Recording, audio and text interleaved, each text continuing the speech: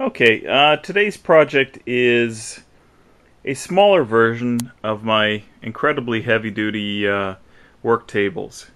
Now, this is actually going to be a paint table. It's going to be about half the width of this one, which is 6 feet, and this one's going to be 3.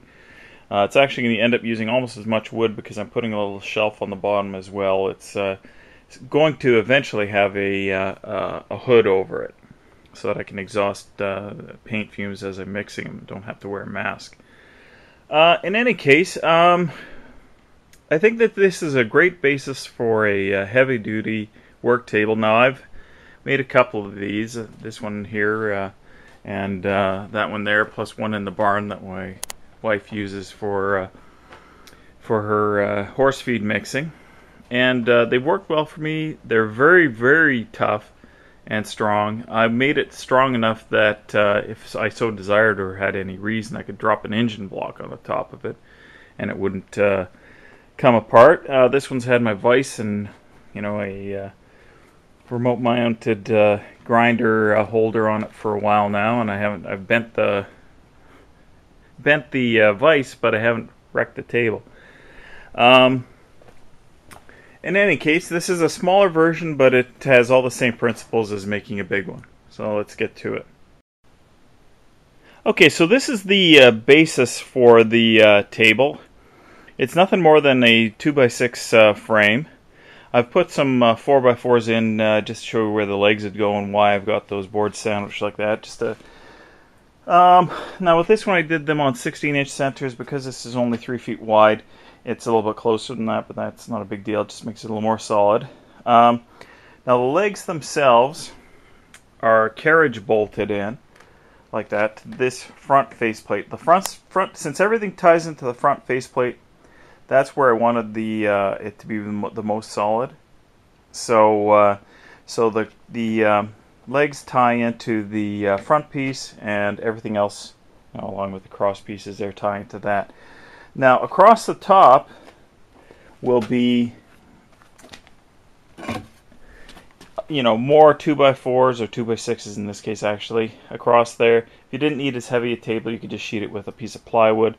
With these tables, that one and the other one that I built, I sheeted them with 2x6s, then covered them with a thin layer of plywood just to give a smooth surface, and the one over there, you can't even see, I sheeted with some galvanized steel as well, just so I could weld on it and not see the wood burning underneath. So anyways, I'll continue with the assembly and I'll show you the more or less finished product.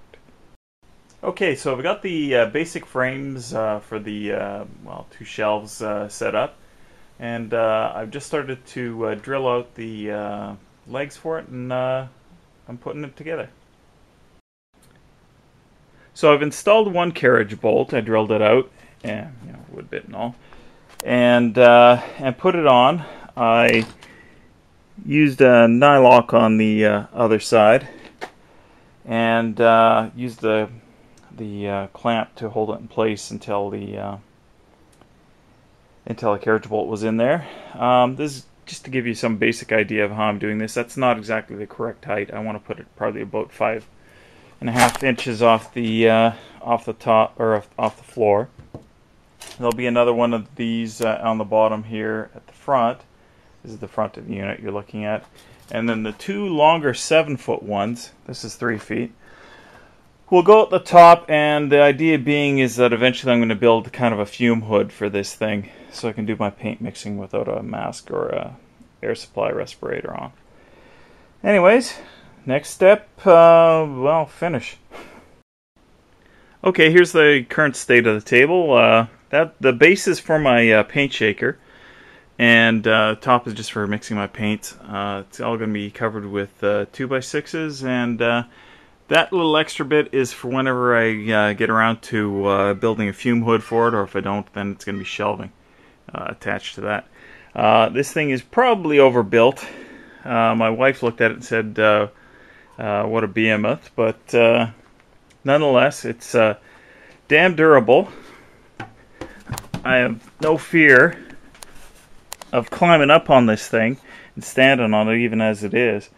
Person could have made it even stronger if you're building a good work table, by using joist hangers for all of the 2x6s, and by bracing the corners, or you could have cross-drilled the posts and that would have tied that in very well. I would have just used a single carriage bolt on the side, but that's up to you.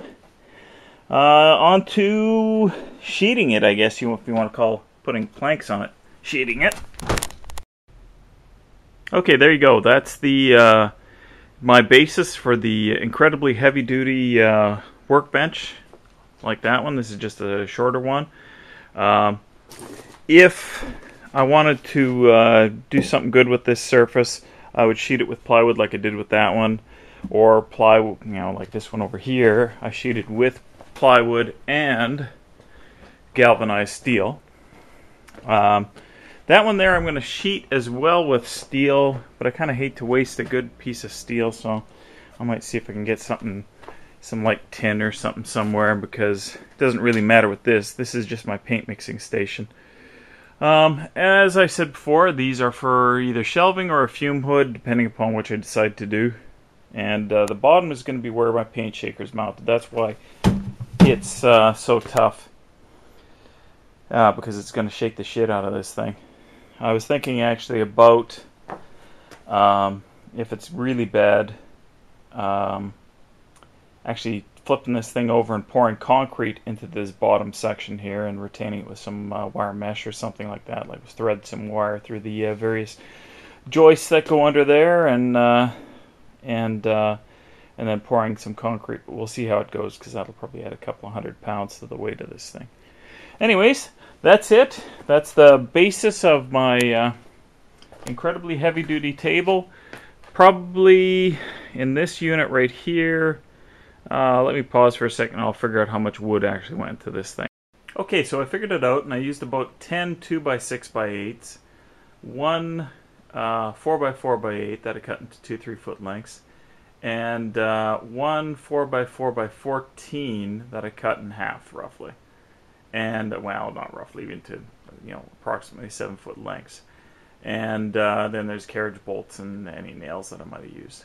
So it probably cost a fair bit, depending upon what lumber costs in your area. But I think I got a way better table than anything I've ever seen. At one point, I priced out these table kits from Home Depot, and the brackets, not including the lumber, were like $80 for one table. So I said, bugger that, and went and did my own thing. And this is what I came up with. Hope you enjoyed it.